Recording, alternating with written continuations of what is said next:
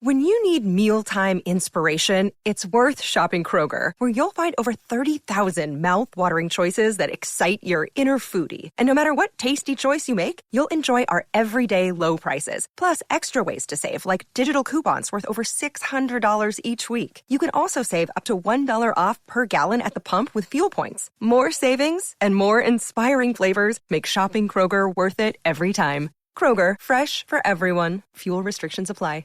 The delicious ice-cold taste of Dr. Pepper has a lasting effect on people. Lindsay from Sacramento said, Pro tip, 40 degrees is the perfect temperature for an ice-cold Dr. Pepper. Why is 40 degrees the perfect temperature for Dr. Pepper? We brought in Sue from Duluth, Minnesota to tell us. Oh, yeah, I know a thing or two about cold. Oh, that right there is the perfect kind of ice cold for Dr. Pepper. I'd share that with my friend Nancy. She likes Dr. Pepper, too, you know. My coldest... All right, that'll be all, Sue. Having a perfect temperature for your Dr. Pepper? It's a Pepper thing. Inspired by real fan posts. Five Below means hot stuff, cool prices, and the best kind of fun anywhere. The trends you see all over your feed can be yours for way less than the rest. Like, can't keep in stock candy and snacks, brand name beauty, the latest tech, room decor, and lots more. Plus, get extreme value finds you just have to see to believe in our 5 Beyond shop. Yep, you could say we're kind of a big deal here. Shop over 1,600 stores nationwide and fivebelow.com. And we're back. Welcome to another episode of A Tad Predictable, the post-season edition. We're obviously continuing with our theme for this postseason, which is looking at the 24-25 Premier League teams, assessing what they did last year, looking at what they'll be hoping to do next year, and what they need to do in this transfer window to achieve all of those goals. Last time out, we obviously were speaking about Brighton. We welcomed their new manager, Fabian Holzler, and obviously spoke a bit about what Brighton can expect from him, what Brighton need to do to mold the squad a bit more in his image. And definitely go and check that one out if you missed it. But today we're going to be focusing on Chelsea, one of the more bloated squads in the Premier League, in my opinion. But before we get to Chelsea, we're not going to do gossip today in terms of transfer gossip. I think most of the stories that are in and around at the moment are ones we've kind of touched on this podcast at some point or another during the last couple of episodes. Obviously, Euros is going on at the moment, and the Premier League fixtures have been released. So I thought probably better to have a look, immediate reaction to the Premier League fixtures that have come out, and I'll give you some thoughts as to what has come out. Obviously, hopefully the guys can just feed those through to me, and then we can go through them and get an assessment of what the league is shaping up to be this season. I know it depends on how you look at things, but in terms of when football comes back, you know, when do you start getting excited for the 24-25 season? I know some people, it's the first day that, their team comes back for pre-season. For others, it's when the transfer window opens. Some like to wait a little bit longer until maybe the opening day. They almost blitz past the pre-season because they just want to get the season started. So they'll wait for the opening day. I know a couple who, to me, maybe it's a little early, but I know a couple who, once the fixture list is out, that means the season is officially starting, and that's when they're sort of proclaiming football's back, EPL Premier League is back, especially for those fans, I guess, that are traveling home and away in terms of fixtures for their respective teams. This is a massive, massive day because you get to now plan out your journey for the entire year, when your team plays where, who they play, the big games that you may be targeting, maybe some of the smaller games you may be targeting as well, derby days, what your team's going to be doing over the Boxing Day weekend. We know, obviously, the Premier League tries to avoid derbies during the the festive season. So that's usually why we see teams traveling quite afar at times during that festive period. So yeah, it's to try and minimize or actually get to net zero of rivalry fixtures during that festive period. But yeah, let's have a look at some of the fixtures, some notable things that I think we should address, and then we'll move on to Chelsea. As I said, bloated squad, in my opinion, so there's a lot to discuss there, and hopefully we can help Chelsea navigate what they'll be hoping would be a route back to Champions League football next season at the very least. But yeah, in terms of fixtures, we obviously start off by looking at the opening day fixtures. As things stand, obviously we know with TV rights and all of that stuff, fixture times may change, but as things stand, we've got Man United versus Fulham at Old Trafford on Friday the 16th of August. That's going to kick us off. A big game for Ten Hag. He's got to start things right. We know how poor they were in the Premier League, obviously, relatively speaking, in terms of the amount of shots they were conceding, and then the goal difference looked horrible last season. So they'll be hoping for a positive start there. It's at home. Yeah, maybe there's a bit of pressure on that game as well because it's at home. It's against a Fulham side that can be plucky, that can be good. Caused Man United problems last season, but yeah. So low-key a pressure game. They have to win that. There's no ands, ifs, or buts. They have to go and win that.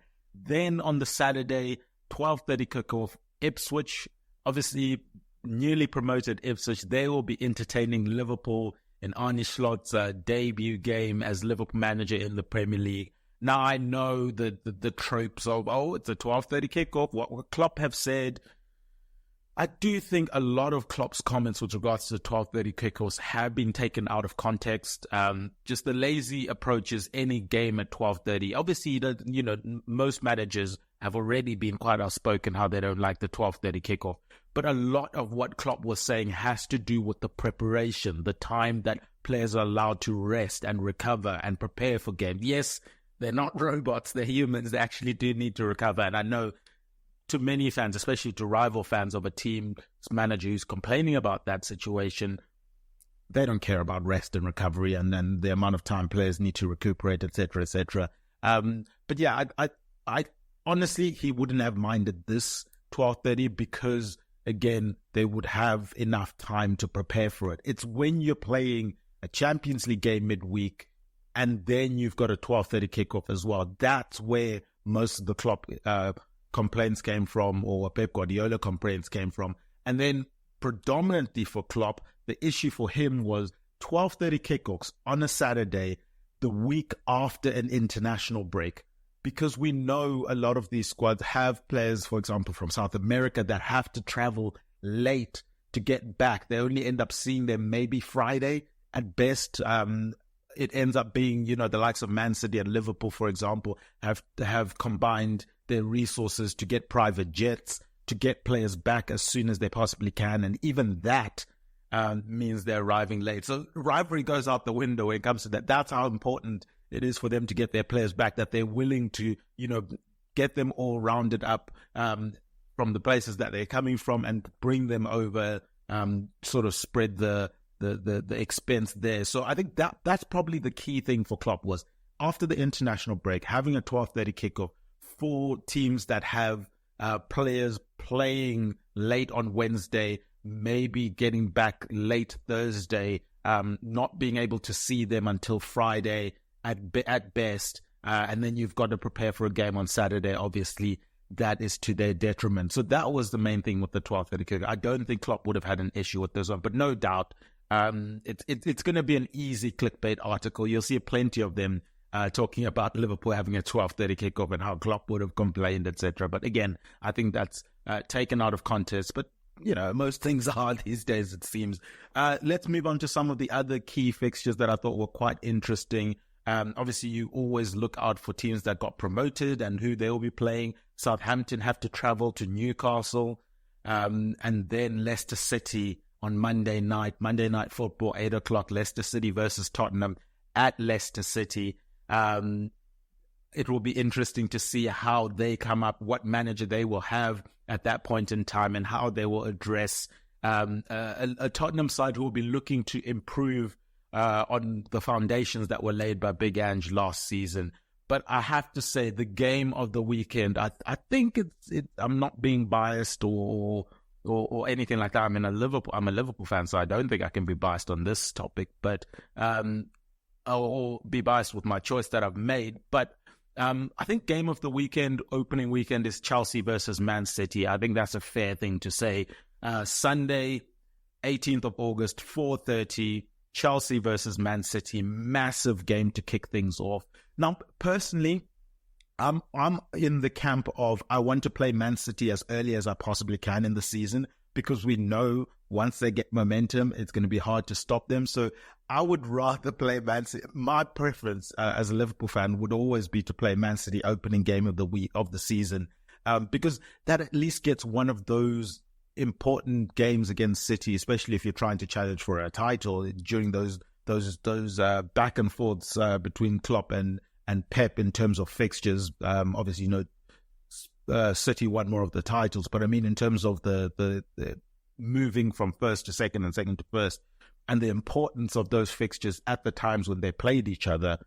You get that fixture off at the beginning of the season, you've got 37 games to fix it. You know what I mean? Whereas when you're starting to get to key moments in the season when you've got games thick and fast coming, then it becomes a bit of a problem playing Man City, in my opinion. But yeah, so if I'm Maresca, I'll take it as a positive. Yes, it's at home, so there's pressure to win at home. But if I'm them, I'm thinking, hey, it's opening game. It's my first game as manager on an official capacity. We're playing the champions. We're playing the undisputed defending champions in Manchester City. Everyone's going to expect us to have a tough time. I can let the players go in there with a little bit less pressure. Let's just go and make havoc and try and cause an upset early on in the season. And as I said, for me, first game of the fixture would always be Man City at this current iteration and version of how the league shapes out. If I was a Liverpool fan, or any fan, to be fair, I'd want City first, just to get them out of the way. And then I know I've got 37 other games. Obviously, we'll play City against in the reverse fixture, but I've got 37 other games to then try and fix things if, obviously, as has traditionally happened, things don't go well against Man City. But yeah, and it's fitting that obviously that game is the game of the weekend, because one of the teams that will be featured in that game, Chelsea, are the team we're going to be featuring on this podcast, talking about segues. Awesome how that's worked out. I think obviously a big thing for Chelsea was always whether or not after the season that they had, there was going to be a managerial change. I know during the season, there was a lot of talk about it during the season, but whether or not it was going to happen after the season is something that then started to brew towards the end of Pochettino's tenure, and obviously he then goes away. But we'll dive deeper into Chelsea in a little bit. I just want to highlight a few more things across the board in terms of the season for the fixtures that have been announced. Maybe some key dates that people might want to keep an eye on. 21st of September is that first Man City versus Arsenal game.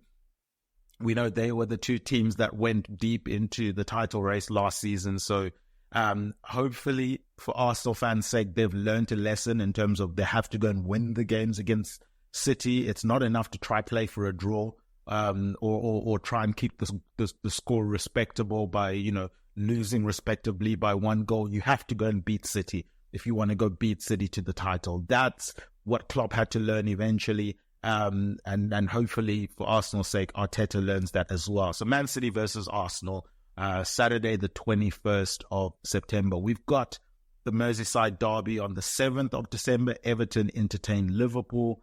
The first, obviously, that will be the last Goodison Park derby, because Everton will be moving to their new stadium next year. So massive game for Everton there.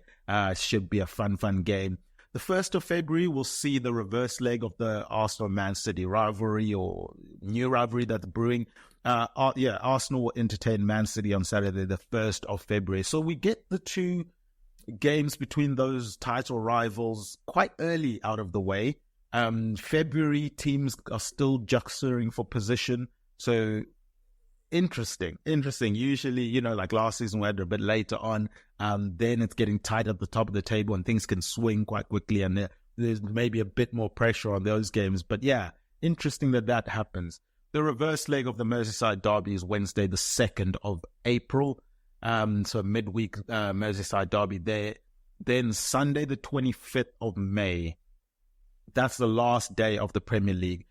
Fulham versus Man City, Liverpool versus Crystal Palace, and Southampton versus Arsenal. So if we have a situation like last season, and then it would need Liverpool to also try and keep up with Arsenal and Man City, where it's going to the last day of the season, Fulham versus Man City, Liverpool versus Crystal Palace, Southampton versus Arsenal could be crucial. You would imagine if Fulham are a mid-table team this season, they probably then have gotten to 40 points by then.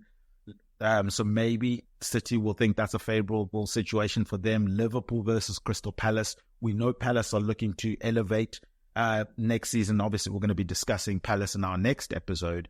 They will be looking to elevate from what they did last season, the promising end to the season they had.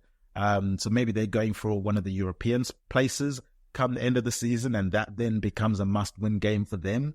That will be interesting, going to travel to Anfield against Liverpool on that final day. And then Southampton versus Arsenal. If Southampton do struggle in their return to the Premier League and are in a relegation battle, and it does go to the last day of the season, maybe they're fighting for their lives. They're playing to stay in the Premier League. They will be hosting Arsenal in that game. That could make things interesting as well. So some things to keep an eye on, think about, mull over. Obviously, as I said, as the fixtures are coming out. And then obviously we had the news that the FA Cup final is going to take place a week before the end of the Premier League season. So that's going to be interesting, how that is going to be, how teams are going to manage that if you're in the FA Cup final. And obviously they said certain fixtures aren't going to happen that weekend just to, make that weekend more special for the FA Cup. That would make it interesting. Also interesting that in order to accommodate that mid-August start, there will be no winter break this campaign, while the Christmas Eve fixture has also been dropped. So another big decision that was made. Maybe the FA Cup has a factor in that as well. So it's going to be interesting how things go about. It's going to be 33 rounds of weekend fixtures, 4 midweek rounds of matches, and 1 bank holiday match week overall in the Premier League. The Premier League has assured clubs they will not be asked to play twice in less than 60 hours at any point over Christmas and New Year's. Hopefully this type of stuff continues to happen where they're taking into account, as I said, the recovery of players, and we want to see all the players at their best, competing at their best. In my opinion, we want them to be healthy long term. In my opinion, I think they play way too much football as things stand, both from a club perspective and an international perspective. In terms of some early derbies, let's run through them quite quickly. We've got Man United versus Liverpool. Obviously, that's more of a derby by recognition as the two most successful clubs in English football. So Man United will entertain Liverpool on the 31st of August. So one of the first 3 fixtures, if I'm not mistaken, certainly one of the first 5 fixtures in Arne Slot's career as Liverpool manager. He's going to travel to Old Trafford. Tottenham versus Arsenal at the Hot Toddy, the Tottenham Stadium, Saturday the 14th of September, and then the 21st of September, Aston Villa versus Wolves, another derby there. That could be a spicy game. Yeah, I don't want to run through the Boxing Day fixtures, guys. If you do, and girls, if you do want to go check those out, go look at them. In my opinion, I don't see anyone that's particularly spicy. Obviously, maybe when we get closer to there, the implications may make things more spicy than they are. But maybe Newcastle versus Aston Villa will be the feature game for that weekend. And then, as I mentioned, some final day fixtures. I mentioned those 3 clubs that are hoping to be in the title race again. Some more clubs in terms of fixtures. Bournemouth versus Leicester could be nice. Ipswich versus West Ham. Man United, Aston Villa. Newcastle versus Everton. Nottingham Forest versus Chelsea. Tottenham versus Brighton, and Wolves versus Brentford are the rest of the fixtures on the final day of the season. Every day, Ferguson works with people transforming the world we live in, and we bring them the products, tools, experience, and scale to make complex projects simple, successful, and sustainable. Ferguson. Together, we build better. Arsenal, interestingly, start the season off quite tough. In terms of away fixtures, they've got Aston Villa, then Tottenham, then Man City in terms of away fixtures. Their first 3 away fixtures. Aston Villa, who finished 4th, Tottenham, who finished 5th, and Man City, who finished 1st. So if Arsenal come out of their first 5 fixtures and are still, in and around the top 3 teams in the league, I think it sets them up really, really well for the rest of the season because of the tough fixtures they would have gotten out of the way, and because those teams, they would have played them away from home. So they, on the back end of the season next year, they will then have them as home fixtures. So again, getting those tough fixtures out early when teams are still getting into the groove of things maybe could work out in favor of Arsenal. In terms of Ipswich, one of the promoted sides, I said they start the season against Liverpool. The fixture gods were not kind to them because then they travel to Manchester City as their next game. So Liverpool, Man City in their first 2 games. I guess they're going to have to go with the trope that I was using for Chelsea in terms of, fine, get those games out of the way early and then we can focus on building. But I guess the worry when you're a team that's potentially fighting relegation is if you get into a hole really early, it's hard to dig your way out sometimes, and then you end up just crumbling with the rest of fixtures. So it's going to be important for Ipswich, McKenna and the team to make sure the team doesn't lose confidence if those 2 games against Liverpool and Man City go as they are predicted to go on paper. And they don't go favorably for them. But I think hopefully for their sake, they can brush those aside and focus on the rest of the season. As I mentioned, with the FA Cup playing the week before the Premier League's last weekend of fixtures, it was also announced that there's the new 6-year agreement between the Football Association and the Premier League. There were a few changes that were announced. For the first time, the FA Cup quarterfinals will not clash with any Premier League fixtures, as was already the case with the rounds 3 to 5. So that's going to be interesting to see how that plays into the season. Maybe a lot of more catch-up games that will have to be taken into account with the Premier League. But yeah, in terms of, everything that we've discussed so far, I think that's sort of a good way to stop in terms of the fixtures. There'll be plenty more news that will filter throughout the day, throughout the week in terms of fixtures. Obviously, once the European dates get set in hard stone, that will also then be a factor for certain teams. But yeah, interesting stuff. I guess, as I said, so for some people, football's back once the fixture list is announced, and hopefully good luck to everyone that's going to be trying to secure tickets home and away throughout the season. Right, let's move on to Chelsea's new manager, Enzo Maresca, obviously formerly of Leicester by the way of Manchester City. He comes into it, as I mentioned, he's got that Chelsea versus Man City game. Then he travels to Wolves. Then he entertains Crystal Palace in a London derby, Bournemouth away from home, and West Ham away from home. So they don't have to travel too far for a couple of those games, a fair few of those games, if I can say. So that's good on that part. But yeah, Man City, then Wolves, then Man City at home, Wolves away, Crystal Palace at home, Bournemouth away, West Ham away. I think he'll be okay with that fixtures in terms of how you start the season. As I said, Man City, it's an opportunity. I'll take it as an opportunity rather than as a fearful game that you worry about. You try and make that game, as stress-free for the players, try and showcase something. And then obviously going into the other fixtures, you'll then be targeting to pick up the points that you might have potentially lost or not picked up against Man City. They will have opportunities to pick up points if you've got a Wolverhampton, a Crystal Palace, a Bournemouth, a West Ham. No disrespect to any of those teams. all of those games are probably going to be tough games. We've seen Wolves can be competitive, especially under Gary O'Neill. They did really well last season against certain teams. Palace we'll discuss in more detail in our next episode. That could be a completely different Crystal Palace team come Saturday, the 31st of August. Bournemouth have been spicy. We discussed them a couple of episodes back in terms of what they could be looking to be this coming season. And then obviously West Ham will be one of the last teams we discuss this season. But they also, with a new manager, could pose a different threat.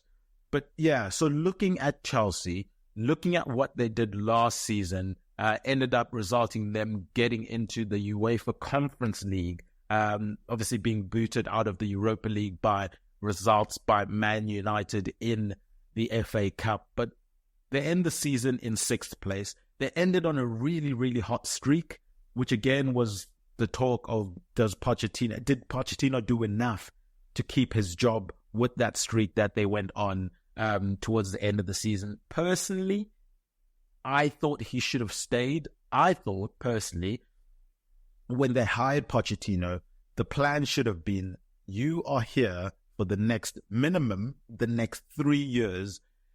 Short of getting relegated, you have the job for the next 3 years. Let's see what you can build. We know Pochettino is really talented in terms of working with young players, developing young squads, growing with them, and making something exciting. We've seen it time and time again from him. Give him the time to really implement what he wants to do. And again, we saw at the end of the season, he was starting to figure things out. Let him go into the summer. If he needs to tweak things, he tweaks things, and he goes again next season. That's what I would have done if I was Chelsea. Give a manager the confidence that he's going to have 3 years. Then he knows he can make mistakes. He can learn from them. He can grow. He can maybe do some things more long-term in terms of who he's bringing in. But if you're on the hot seat from the moment you start the job, you're going to approach it very differently to if you know you've got time and patience from the team. So I'm disappointed in Chelsea in getting rid of Pochettino this early. I was really rooting for him to have a rejuvenation in London. And I thought he's got an exciting crop of young players in that Chelsea squad and could do something really interesting with that squad. But unfortunately for him, unfortunately for me as well, by the sounds of it, he gets let go. They ended up on 63 points. As I said, finishing 6th. It would have qualified them for the Europa League, but because of Man United and their exploits in the FA Cup, they get that they get that Europa League spot. Chelsea will join the Conference League in the playoff round. In terms of the other 2 tournaments that they were involved in last season, they had the FA Cup, started in the 3rd round, got to the semi-finals. Obviously for them, a really strong campaign in terms of the cup, tournaments, despite what happened in their league, losing 1-0 to Man City in the FA Cup semi-finals. I mean, heading into that game, you would have expected Man City to be favourites. Man City were favourites going into the final as well, but it wasn't to be for Chelsea from that perspective. And then obviously for Chelsea in the Carabao Cup, they faced Liverpool, a team that they've faced in previous seasons in the Carabao Cup, ended up losing that one 1-0. Obviously, that went into extra time. So I think in terms of what Poch was building, I think that's a decent season. 5 wins in their last 5 games, six games unbeaten in their last 6 games. 1 loss in their last 12 games. 14 games. 1 loss in their last 14. What is going on here at Chelsea? I mean, you look at that. That is incredible. That is absolutely incredible that they then go and get this manager. They relieve him of his duty. 15 games. I cannot believe it. Thank you for that. 15 games, 1 loss, 3 draws, and the rest were wins. And that's how Pochettino was ending the season, heading into this season, and he gets let go. Just incredible from Chelsea. But we've seen it, Chelsea in the past, and it seems like one of the things that followed the club through the different eras. We know the Roman Abramovich era, he wasn't shy in getting rid of managers if it didn't go his way. It seems like that's followed the club into the Bowley era. They've been getting rid of managers left, right, and centre when they've not done maybe what the owners are expecting them to do. But yeah, I just think last season it was unrealistic for them to expect them to do really well in the league with the amount of changes that they made. They rejuvenated that squad so much last season. You're obviously looking at, in terms of just arrivals alone, you had Moises Caicedo, you had like Lavia, obviously Christian Nkunku was coming after being signed a season before. Cole Palmer was coming in. You had Disasi, Nicholas Jackson, Robert Sanchez, Petrovic, the goalkeeper that ended up becoming the number one goalkeeper for them towards the end of the season. Ugo Chukwu came in from Rennes. And then obviously some young players with Washington, Angelo, Moreira coming in as well. I don't know what they were expecting there. Look at the amount of players and players that were starting. A lot of these players played really important minutes for them last season. I don't know what you can expect. I don't know why you would expect the manager to then, whether it was, title or bust or top four or bust. It would have been a tough thing to do, especially knowing that you had the likes of City, Arsenal, and Liverpool that all had continuity with their managers, with their style of play, with the systems that they have in place on and off the pitch. So they were going to be strong. You had the up-and-comers of the Aston Villa who caused problems last season. You had Newcastle recently making it into the Champions League. So on paper, heading into last season, they would have been strong. Man United are always going to come back with the amount of money that they spend. Tottenham, with the new manager coming in, could have done something. They would have been in and around the shout. There were just a lot of teams that could have potentially resulted in Chelsea not making top four, certainly not challenging for the title, just because of the turnover. So I was, again, disappointed with them getting rid of Poch. And I'm not going to hide my feelings on that one. I think I've reiterated that more than enough times. So what did they then do? They flirted with a few managers, ended up with Maresca. We will see what he can do. But in terms of playing style, what they can expect from him, we'll dive into that after the break, sort of just get into now the nitty-gritty, the ins and outs of what we can expect from Chelsea this off-season. We've touched on what they did last season. I thought it was enough to keep the manager. Evidently, it was not. So, in my opinion, there's a lot of pressure then on the new manager coming in. If sixth and two finals, or a final and a semi-final isn't enough for Poch, then imagine the pressure that's going to be on the new manager coming in. That's insane.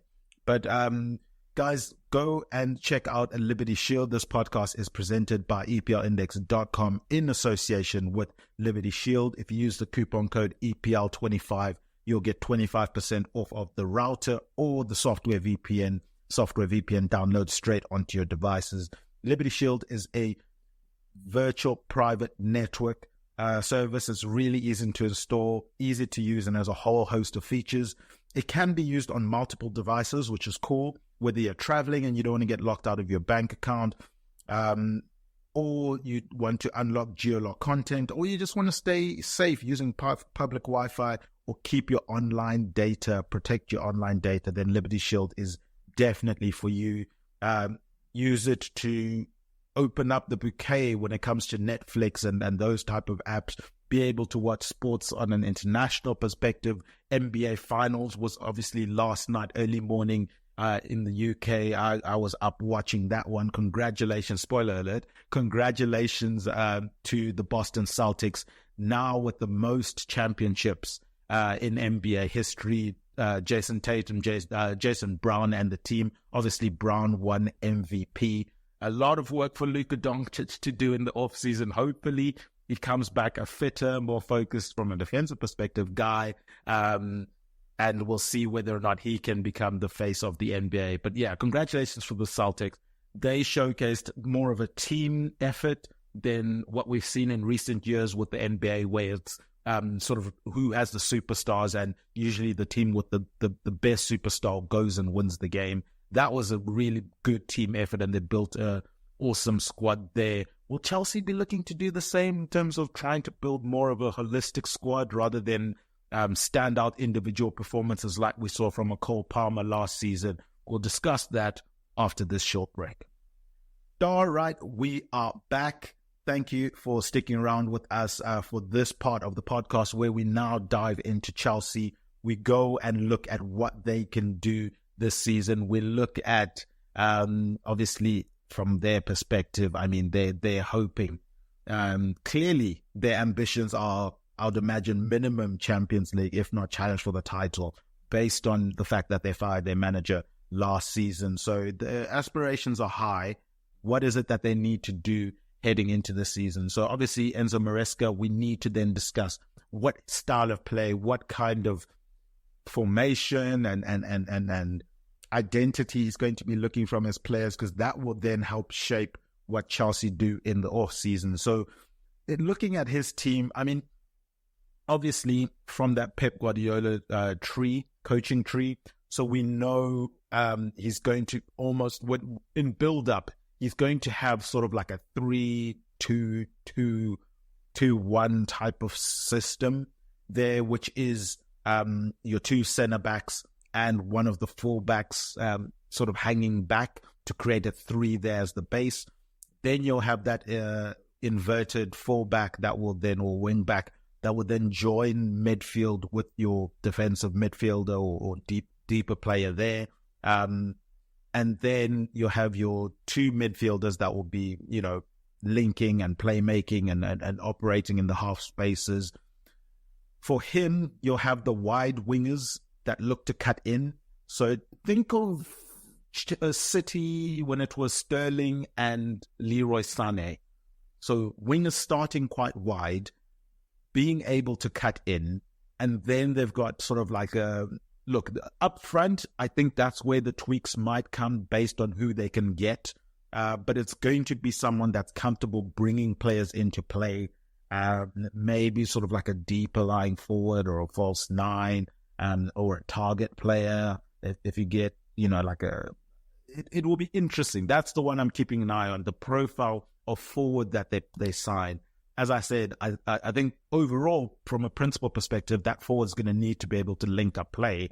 But then what else are they looking for them to do? But yeah, so I'm looking at more of a hybrid of what City are doing now with their fullbacks, where one of them sort of sits back to create that back 3 to keep that defensive stability from a transition perspective. And then having the wingers out wide, which is the older City perspective, in my opinion, where we really saw Sterling and Leroy Sané stretching teams from either side and looking to cut in and get involved from an attacking perspective. Obviously, one of those midfielders is going to be the De Bruyne of the team. I'm assuming that's going to be Cole Palmer based on the season that he had last season. But yeah, so on paper, I guess you'd call it a 4-3-3.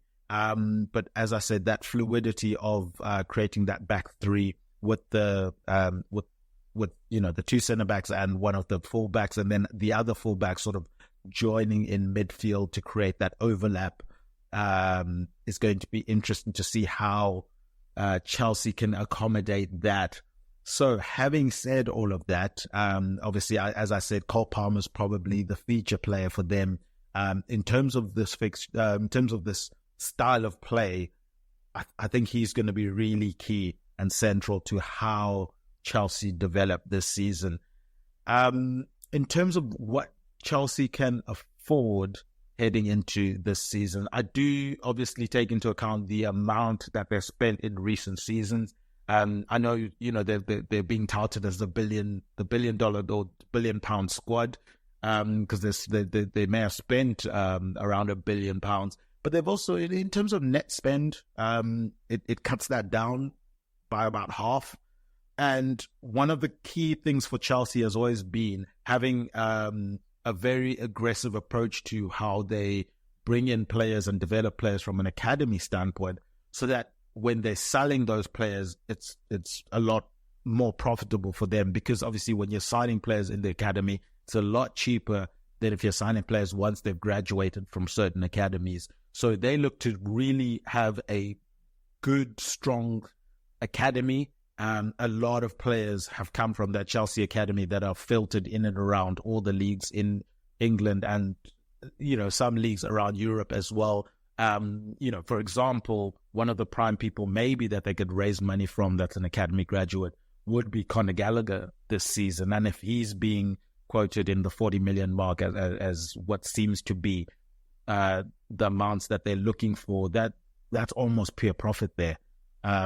So yeah, they do generate a lot of money from those academy sales. And then you've got the likes of the Lukakus, who they can also be looking to sell this off-season. So I think they're going to be able to generate enough funds to still be able to do some stuff in this off-season. I'm looking at what they are saying they want.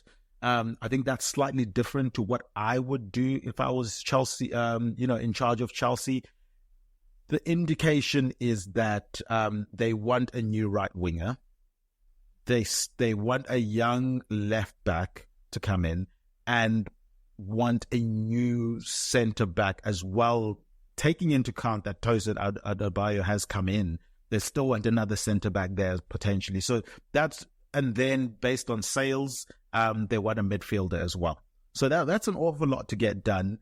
As I said, I have a few conflicts with them in terms of what they're wanting to do, because I just think, as I've hinted to or directly mentioned earlier in the podcast, they have a very bloated squad. So I'm looking at the fact that they want a new right winger, and I'm thinking, guys, how many players do you want that can potentially play on that right wing spot? It's just incredible, the amount of money that Chelsea have spent, and yet you look at the squad and it's not that complete. Like, there's holes. There's some glaring holes as well, if I can say that, in certain positions. Right winger wouldn't have been one of them in terms of what we need to do this summer. I think they could have gotten away without having to bring in a right winger. They have given Robert Sanchez the inclination that he's going to stick around. He's one of the players that was rumored to be leaving in terms of a goalkeeper perspective, so he's sticking around. By all accounts, Petrovic is going to be sticking around as well. He obviously ended the season off really well last season. It's Kepa, who they're not sure about. He obviously had that unsuccessful loan at Real Madrid. They'll be looking to get some money for him. I don't think they're going to get an awful lot. Could end up being another loan for him. I don't know if they're going to be able to generate too much money from him. But yeah, so if I was in charge, I would be looking at a new goalkeeper. I don't think Sanchez meets the grade. I don't have confidence in Sanchez being a goalkeeper for a top 4 team. Petrovic obviously can develop, but again, I don't see him being that dude at the moment. He's still 23, still relatively young. I think he could be a solid backup. If you look at, for example, with Liverpool, they've got Alisson and then they've got Kelleher. And we saw when Kelleher came in, he did really well. Kelleher usually does well in the cups. He has those cups and has done really well in the cup games. But then last season when Alisson got injured, he did really well when he came in. I think Petrovic could play that role really well and become one of, if not the best, backup goalkeeper in the Premier League. And then you look to either sell him, showcase him in the cups and stuff, sell him and then rejuvenate that money in getting in a younger player or promoting one of your academy goalkeepers. And you keep cycling that process through. That's what I would have been doing. But it seems like they're not going to be bringing in a goalkeeper. If they were, and we'll obviously post the stills on Twitter, so definitely go and keep an eye on @TadPredictable on Twitter. We'll take some still shots of what we did with the team, so you guys can see it from a visual perspective. But some of the targets then you would be going for if you were getting a new keeper in. We haven't in this iteration of the podcast, because the indications from Chelsea are that they're not going to, would have been looking obviously at Valencia. They've got financial issues that they need to worry about from their perspective, and then looking to capitalize on whether or not we can bring in their goalkeeper. We know he's one of the more highly touted goalkeepers, 22 years of age at the moment. Giorgio Mamadashvili, he's obviously one of the highly touted goalkeepers in world football. So that would be a player that they maybe would be looking to bring in. If it was me, that's what I would be doing. Bring him in, make him the number one. It seems like Chelsea have two number twos in Sanchez and Petrovic, and if you've got two number twos, obviously you don't have a number one, an out and out number one, in my opinion. So that's who I'd be bringing in. Maybe they can go to Porto, and try and convince one of also the other young, highly touted goalkeepers in Costa. Obviously, maybe his I guess interest in and around world football has waned a little bit. Has Diogo Costa, but I think he's another goalkeeper that could be an interesting one in terms of becoming a Chelsea number one. And then last but not least on that short list, I guess I would be putting in, I don't know if they would be able to get him, but I'll be looking to bring in Mike Maignan, the AC Milan goalkeeper. I think he is obviously really talented, playing currently as France's number one.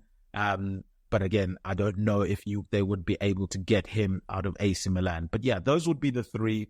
I would be definitely looking to get one of those in if it was me.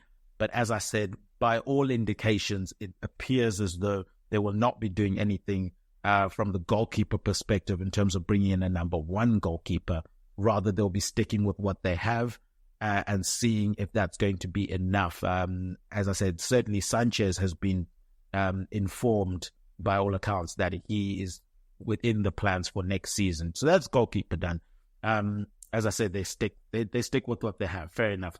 In terms of the centre-back situation, I think they're fine. Obviously, Badiashile, Fofana is there. We worry a little bit about Fofana's injury history. They've got Tosin Adebayo that's coming on a free transfer. Levi Colwill is there as well. As at the moment, they've got Chalobah. So maybe if Chalobah goes, as the rumors have been circulating, we know Man United have flirted with him in recent weeks, for example. If he goes, maybe they bring in another centre-back, just as depth and cover there. But they've also still got Malang Sarr that's there. He got frozen out under the Pochettino era, ended up training with the under-21s. After his move got scuppered in January, he tried on deadline day to move to Le Havre. Le Havre were obviously very, very annoyed with Chelsea because they say, from their perspective, they had everything in order. They had messaged their football association, sent them their documents from their perspective, and Chelsea basically just pulled the plug at the last second at allowing him to join them. So Malang Sarr is someone that's maybe gets a fresh start under the new manager. If not, he's got, I think, 1 year left on his contract. One of those that could generate funds, not an awful lot. He was promising when he came to Chelsea, a lot of fanfare about him when he joined, but he's just stagnated. Loan move after loan move. And then a transfer gets scuppered in January deadline day. He's been with the under-21s for the back end of the season. So yeah, I don't think you can get too much money for him right now. Maybe another loan spell with an option to buy or get him in the shop window or something like that. We will see. But he's one that they'll need to generate funds from somewhere or another if he's not in the plans. But yeah, either you keep him as that depth piece or you then bring in another one. I know Disasi is there as well, which is why I'm hesitant to bring in another centre-back. I think they've got enough there in terms of bodies and what they're doing. And because they've dropped down one tier to the Conference League and not the Europa League itself, I think, the likes of Disasi have enough to be able to manage that. And then obviously in the league, they'll see how strong they can be there. In terms of fullbacks, I mentioned the fact they want a young left back to come in. They've got Chilwell, they've got Cucurella. I get why they want a younger one in there. Chilwell, we know with his injury record, Cucurella is getting on in age there as well. He's not had a successful time at Chelsea.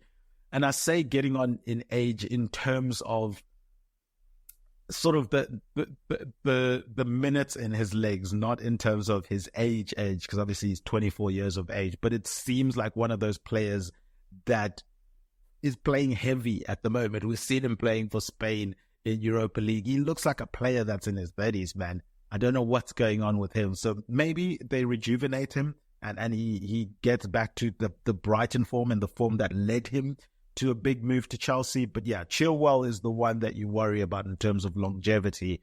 Unfortunately for them, he just can't seem to stay fit. Obviously, on the other side, you got Reece James that also can't stay fit. But if they can bring in a young person that there's no pressure on them, they're just coming in to fill the squad numbers, maybe someone with a lot of high potential, then maybe that could be something that they could do there. But in terms of bringing in a starter, even if it is a young starter, I think that might be, again, inflating the squad and using your funds on players that I think you've got cover in those positions. It would increase that bloated situation that they have going on at the moment. In terms of potential players, maybe an Emmanuel Mitchell, the Nigerian left back, Harvey Vale, obviously at Bristol, is someone that they could be looking at. There are a few players that, if you want sort of those young players, they've also got Isha Samuel Smith in their academy. I would promote him personally. That's what I would be looking to do. If I was Chelsea, I don't think they need to spend money there. Bring Isha up. That's what I'll be doing. Yeah, so I'm bringing Isha up. I don't think they need to sign someone, but keep an eye out on that because it seems like it's something that they want to do in terms of people they're bringing in. So there's a lot of conflict with me here with what Chelsea are trying to do and what I would be looking for them to do. In terms of other moves, we've looked at the defense. Let's move into midfield. I think the big thing for them is chemistry in that midfield. How do you get Caicedo and Enzo Fernandez to play together? And then obviously Cole Palmer in the De Bruyne role, as I mentioned. How do you get those two to gel in a midfield? They seem to clash a little bit in terms of their style of play. But if they're going to be playing that system that is going to be coming in with Enzo, their new manager coming in, Enzo likes sort of, especially in most of the games where they will have a lot more of the possession. Maybe Enzo Fernandez can play as sort of the deeper of those midfield three, and then you've got Caicedo as the box-to-box energy, maybe like a ball winner that can win the ball quite higher up the pitch and drive forward and help support the attack.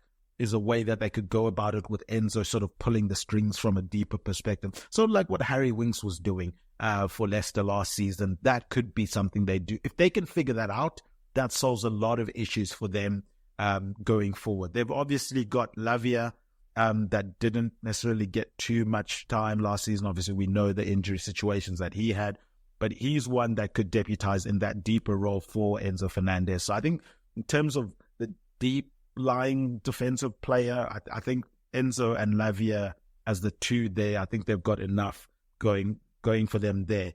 Then comes the issue of the other midfield positions, because they've got the likes of Leslie Ugochukwu, they've got Andre Santos, they've got Carney Chukwuemeka. Obviously Omari Hutchinson, he was at Ipswich on loan last season. They're trying to get him back this season. I think that's what I would be advocating for, another loan for him at Ipswich. Let him go there and help them stay in the Premier League after having helped them get promoted to the Premier League. So that addresses Omari, right? Carney Chukwuemeka, Chelsea are obviously concerned with the amount of injuries that he's had recently. They're hoping a loan season out for him can help him fix his fitness issues and get him to get his confidence back and just a run of games for a team. And hopefully he would then get a season like what Andre Santos has had over the last season. He obviously had that loan spell at Strasbourg, the one of the sister clubs for Chelsea, and he did really well there. So I think Chelsea are looking to do the same thing from a confidence perspective for Chukwuemeka and the hope that he go. So by all accounts, they're going to get Carney to go out on loan. That leaves Andre Santos to stay with the first team. Again, there are murmurs in and around Chelsea that is the plan in terms of keeping Andre Santos around, that they feel he could blend in quite nicely to an Enzo Maresca team. So we will see if that's something that they will then obviously do and capitalize on from their perspective. So yeah, interesting to see what they could do with all three of those players. One to keep an eye on, and obviously what they do with all three could impact what they do from a signings perspective. But it seems like Andre Santos stays, Carney Chukwuemeka goes out on loan, and obviously the last one on loan as well would be Leslie Ugochukwu. I've kept those as a three because they're sort of three young players that there's a bit of uncertainty with what happens with them. They don't necessarily want to sell them, but could be loan deals for all three, potentially two, if not one of them. There's also obviously the big elephant in the room with Conor Gallagher. They've been trying to sell him a couple of windows now. I think teams are feeling that they've overpriced him and priced him out of moves in recent seasons. He's been close to moves and not gone. Obviously, he had that amazing loan spell at Crystal Palace that really put him in the shop window and put him in the limelight in terms of what he could do in the Premier League. Comes back to Chelsea, in and out of the squad. He really wants to stay at Chelsea. By all accounts, he's enjoying his time at Chelsea. He's said it time and time again. I know back in November, he reiterated how he was hoping to secure a new contract at Chelsea and, continue his development at the club that obviously he was at an academy at. That's unfortunately not happened for him in terms of the contract. So they're in this awkward situation where do they try and capitalize on him? As I mentioned, one of those pure profit sales that they could definitely use in terms of bringing in funds. In terms of links, he's been linked to the likes of Aston Villa. Man United have flirted with him in the past. We've seen Newcastle be interested in him before. So if they can find a sale for him, that's probably ideal from Chelsea's perspective. That's probably what they want to do. But they're not opposed to just keeping him around, I guess, for another season. Tottenham have also been one of the teams that were linked to him. I think Tottenham could be an interesting move for Conor Gallagher in terms of those teams that have been listed so far. I think Tottenham would be a fun team to see him playing in. Maybe give competition to James Maddison as that sort of creative, advanced midfielder, or play alongside him if they feel so inclined. But yeah, that could be an interesting one to keep an eye on, and certainly one to keep an eye on. And as I said, again, maybe more impactful in terms of what then results from him staying or going, Conor Gallagher, other than the three younger ones that are spoken about recently. If Conor Gallagher goes, I do think they need to bring in another midfielder in there because of the uncertainty with Chukwuemeka in terms of his injuries and potentially going out on loan. Leslie, I think he's also still got potential to go out on loan. I think that's probably better for him. Send him out on loan, let him have a full season under his belt. Andre Santos, I'd keep him around. I think he could fill the void where you could fill the gaps in the midfield when you need bodies in there. He's young enough where he doesn't need to be playing an awful lot of games. They've got the Europa Conference where you could feature him heavily. I think that would be a nice level of competition for him to continue to grow and develop.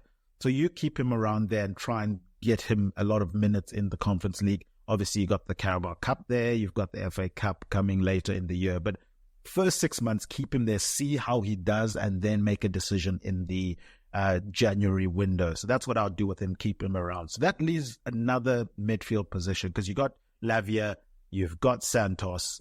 It's currently staying. I'm assuming Gallagher goes. Otherwise, if he stays, then your midfield's fine.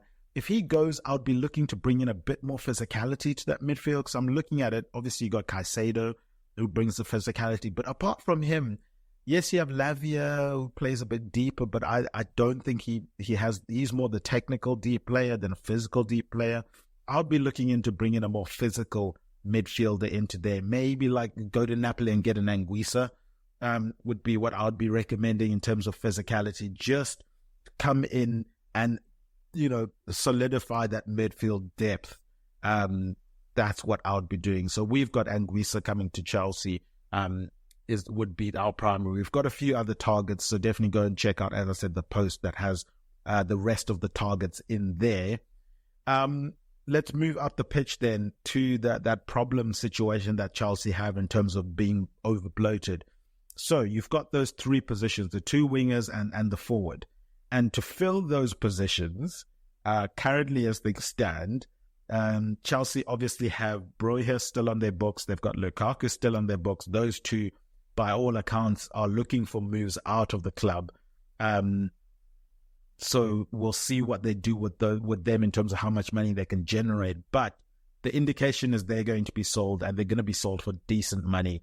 I'm looking at maybe between the two of them upwards of 60 million, if not 70 million, that would be coming in for them. So it will be interesting to see if Lukaku gets another loan with an option to buy, opposed to actually just finally getting a transfer for him, getting a transfer fee to come in for him. That would be interesting. But yeah, so those two, I think we're not going to entertain them in that conversation, because it seems like they're the ones that are definitely on the way out. We've got Sterling, Madueke, Nicholas Jackson, Christopher Nkunku, obviously Mikhail Modric as well, and then Cole Palmer. I've kept him with the midfielders, but we know he's played out wide at times. But as I said, he's going to be the De Bruyne, so we're going to keep him central for this season and under Enzo Maresca. So yeah, that's a lot of players to fill those positions. Modric, I think, fills that left winger position quite well. I think we keep him there as the starter. You have Sterling deputizing for him. I think if they rotate, play the form player between Sterling and Modric on that left wing, Sterling sort of rolling back the years to that Sterling-Sane partnership I was talking about. Yeah, let Sterling get back to that familiar position that he's played a couple of years back for Man City. So I think the left side is covered. The right side, as I said, we've got Madueke there. Maybe you can put Christopher Nkunku there, but again, Christopher Nkunku is the awkward one in this situation, because if you put him out wide with how much width they're asking their wingers to have, I think you take a lot of his game away from him. He's probably best as the second striker in a team, but it doesn't seem like Chelsea will be playing that style of football. Again, up front, yes, he could do a job, but you're taking away some of the key things he does in and around the half spaces in between the midfield and the defense. But again, maybe you make him into a false nine and get him playing sort of like a Roberto Firmino type role, and maybe he excels in that. But it's a shame. It's a shame for Chelsea. It's a shame for Nkunku, because I think he's sort of a square peg in a round hole in the Chelsea system and how they're going to play. I think he would be better suited to a team that's going to play with sort of like a second striker, more an attacking midfielder type player, and he can play off of a traditional striker. But yeah, maybe you play him out wide, and he comes in centrally as that second striker, and Palmer then overlaps out wide, is a way that you could get around it. So put Nkunku on starting on paper as the right winger, but he sort of tucks inside. But again, that would be tweaking Maresca's system. So that's one to keep an eye on, whether he can do that and tweak the system. Madueke, it seems like he's going to be a depth piece this season, so we'll see what they do there. Nicholas Jackson, probably going to be the backup forward. By all accounts, Chelsea want a traditional or a more traditional striker to come in. They've been targeting one. They've been flirting with the likes of Solanke, Osimhen, for example, in terms of who they can bring in. So yeah, he looks like Nicholas Jackson will be the depth piece, and maybe could play any of those front three positions, and sort of deputize where he's needed. So, the right wing position, by all accounts, Michael Olise is the one that they want. They seem to be having positive talks with Crystal Palace. They're not in the Champions League, so I don't know if they can activate his release clause. I believe that is only relevant to Champions League teams, so I'd assume that Crystal Palace will want a bit more money than what the release clause is, because why not? He's a highly touted player.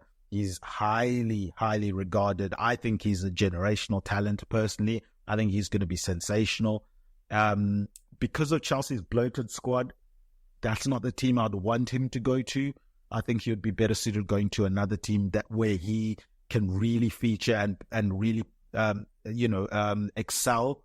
Obviously, I'm hesitant with Chelsea and young players, as I mentioned, with the likes of Chukwuemeka and Sarr, for example, where they've brought in these star players, star wonder kids, if you can say, and they've just been drowned out by the volume at Chelsea. So that's my concern. That's my pause with Olise. I really love watching Olise. I think he's one of the more talented young players in the Premier League, and I think he's going to be one of the stars of the Premier League as the years go on. So I want him to continue to develop, and I'm hoping he lands in a good situation. If it ends up that he goes to Chelsea, I just hope it ends up being a good situation for him, because I want to see his career progress, and I really, really like the guy. So if they get Olise in, obviously he then fills in that right winger position that we've spoken about. I think that writes itself. Obviously, Enzo likes his wingers to be on the wrong foot, if I can say. So on the right side, he'll want the left-footed player. On the left side, he wants the right-footed player, so they can cut in and look for goal-scoring opportunities and be more creative as they cut in. So I guess from that perspective, that's why they want that right winger to come in, and Olise would fill a job there really, really well. If it's not going to be Olise coming in, I wouldn't be surprised if they don't bring anyone in. It would be sort of Olise comes in, or we go with what we have. As I said, they've got enough players there that they can work it around for, to fill that void. In terms of up front, players that they've been linked to, we've mentioned, Solanke's been one they've been linked with. I think Ollie Watkins could be a decent shot for them. I wouldn't say no to Ivan Toney going there. Obviously, he's been higher linked to the likes of Arsenal, for example. But I think in terms of what I was saying, where Chelsea want to play that can link up play, I think Toney could do a decent job for them up front. But obviously, the one that's probably going to be fantasy booked to Chelsea by a lot of people that would be looking at the squads and looking at what transfers they can do is, I think, the hottest talent in terms of available players at the moment in that forward striker position. He's done really well after his move from Coventry to Sporting Lisbon. It's none other than Victor Gyökeres. Gyökeres has had another phenomenal season. As I mentioned, he had that massive season or couple of seasons at Coventry, really blew up before moving to Sporting. Bigger move, Victor held his own, played well. So yeah, Gyökeres would be the one that I'll be bringing in if I'm Chelsea to headline that attacking or spearheading that attack for their perspective. Again, special mentions to the likes of Solanke. We know he's elevated himself. One of those players that was at the Chelsea Academy, obviously went to Liverpool on a free transfer. Liverpool had to pay compensation for him. He then finds his way to Bournemouth after not making the grade at Liverpool. He's really elevated his game, and we saw last season he played really well. If he does full circle and ends up back at Chelsea, that could be quite interesting. And I think if they bring in like a Solanke, for example, maybe that allows space for the Jacksons and then Nkunku to still have a say in the team. But I think Gyökeres, if he comes in, you got to let him have the reins. Let him just thrive at being the forward, the aggressive forward that he is. But yeah, so that's what Chelsea will be looking to do. That's what they'll be mulling over. The last person I've left for the end of the podcast is Ian Maatsen, because he's obviously, I mentioned how Chelsea wanted to bring in a young left back, and it's ironic because they've got Maatsen on their books. Hello, there's the young left back that you're looking for. But by all accounts, they're looking to sell him. He obviously had that successful loan spell at Borussia Dortmund last season. Dortmund aren't able, by all accounts, to meet that 35 million valuation that Chelsea have on him. So there have been negotiations going on between the two clubs. Dortmund see him closer to the 25, 23 million mark in terms of what they're willing to pay or able to pay. Chelsea are holding their feet to the fire for the 35. They really want to maximize that sale in terms of what they can get for him. Because of that, and sort of the impasse that they've come to, another club has crept up recently that's sort of keeping a very, very close watch over the negotiations between Dortmund and Chelsea, and that is Aston Villa. Unai Emery has mentioned that he wants another left back in now that they're in the Champions League, and Maatsen is someone that they would be interested in bringing in. So keep an eye on Aston Villa if they can steal the march on Dortmund on that one. And speaking of stealing the march, Chelsea had in their clutches one of the young prospects in world football, Pedro Lima, defensive prospect, that they were basically so confident that they were going to land. But all of a sudden, Wolves have come in and sort of snuck in the back door and landed him. So that was quite interesting. Chelsea were all, but everyone was sort of had the understanding that Chelsea were going to get Pedro Lima in. Very, very highly rated young defensive player. But as I said, Wolves snuck in the last second, and by all accounts, it seems like he's going to be heading there on the 1st of July. So, yeah, I think let's end it there for Chelsea. A lot for them to do, a lot for you guys to mull over of what they could be doing and how they shape this Enzo Maresca era for Chelsea. And hopefully, for his sake, they give him some time.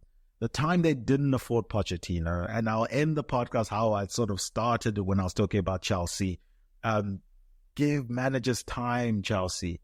It's the reason why Chelsea have these bloated squads where they've got a lot of players in different positions but still have so many big holes after spending so much money is because they keep changing managers, and each manager is going to want their own intricacies. Because now it's Maresca, he's going to want a slightly different style of player on the wing. That's why he needs an Olesi coming in when he's already got players that could potentially play that position.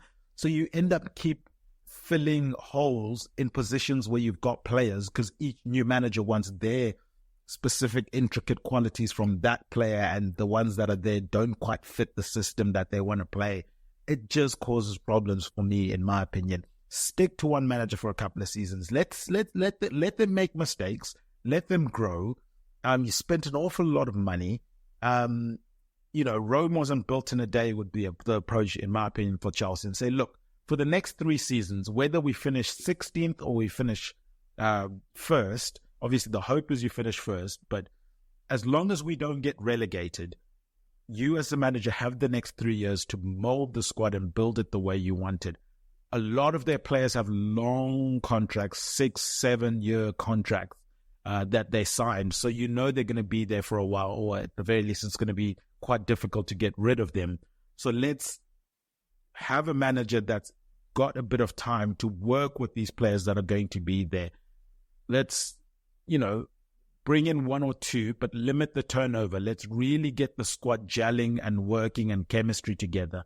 Get Moises Caicedo and Enzo Fernandez working together, get that chemistry going, build the team around Cole Palmer in terms of his attacking creativity and see what you can do there. But yeah, let me leave it there and leave it in your hands in terms of other things that you might want to do with Chelsea.